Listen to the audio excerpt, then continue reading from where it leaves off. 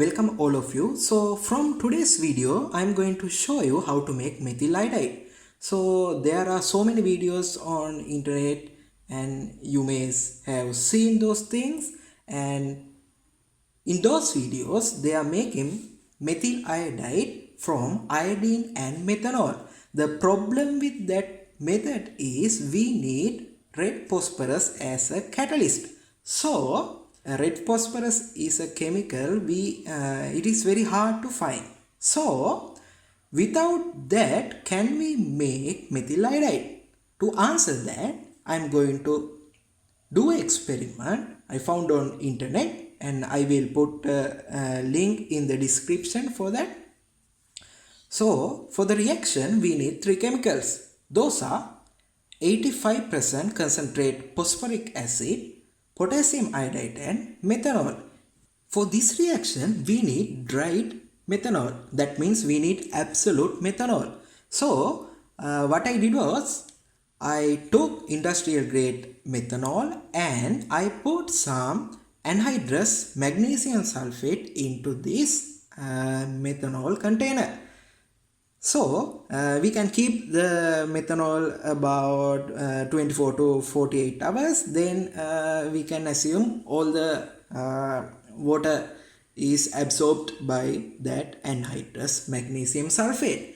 And for the reaction we need very dry conditions that will improve our yield and the purity of the final product.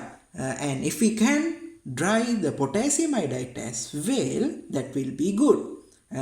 For that we can keep potassium iodide in a desiccator for a few days. That will do the job. Alright then, without telling more details, let's do the experiment.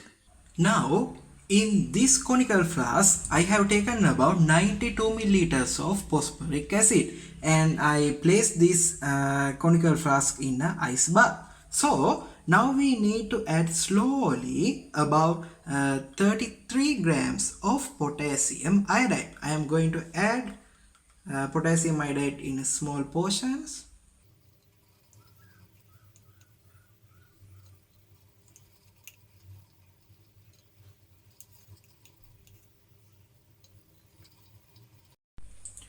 Alright, now we added all the potassium iodide, and now we need to add 60 milliliters of absolute methanol.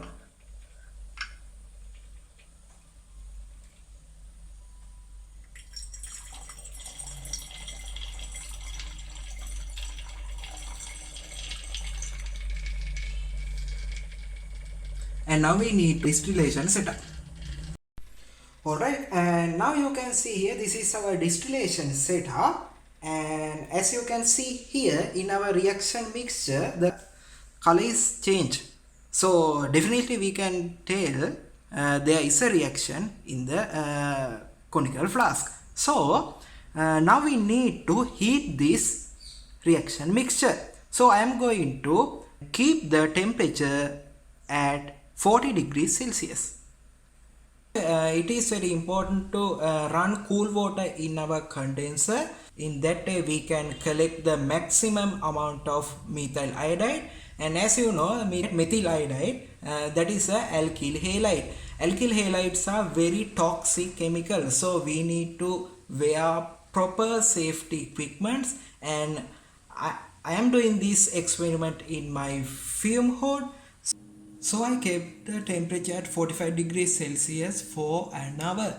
After an hour, I even didn't get any drop of methyl iodide. So I decided to raise the temperature. I raised the temperature to about 80 degrees Celsius. Then I saw little droplets of colorless liquid is condensing. So I keep the heating and distill all the clear liquid I can get. Then we'll see what we got from this reaction. Is it the methyl iodide or the methanol, or maybe sometimes it will be the hydroiodic acid, and we'll see after we finish this reaction. Okay, right now you can see here this is our distillate. It is a clear liquid, but we don't know actually this is methyl iodide or the methanol. So to make sure, we need to add some distilled water. If the layer separated out, we can clearly see the methyl iodide layer and aqueous layer separately.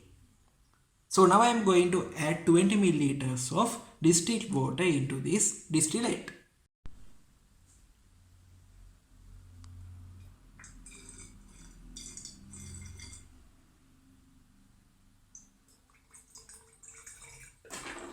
We have a white color cloudy solution, so I can see two layers.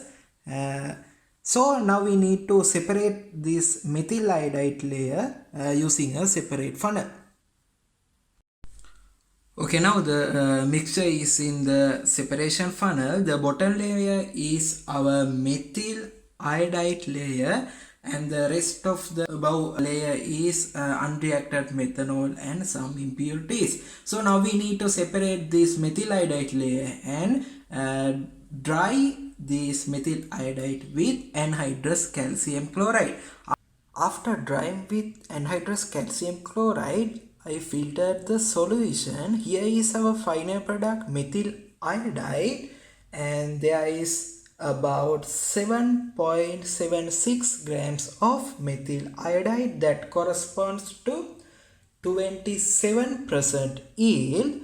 As a first trial of this experiment with industrial grade chemicals, and this can be satisfied, and also with the proper chemicals and the proper conditions, giving proper conditions, we can improve the yield. To store this methyl iodide, I just add a little piece of copper wire to this methyl iodide solution. So if you remember, the solution, that brown solution was in the conical flask. There may be unreacted potassium iodide, methanol, and there may be a hydroiodic acid present in that solution. So I am going to purify that solution as well in future video. And from this experiment I showed you we can make methyl iodide without phosphorus, and this way is also possible to make methyl iodide using phosphoric acid, potassium iodide and methanol. So that is it for today's video. We will see you in another video.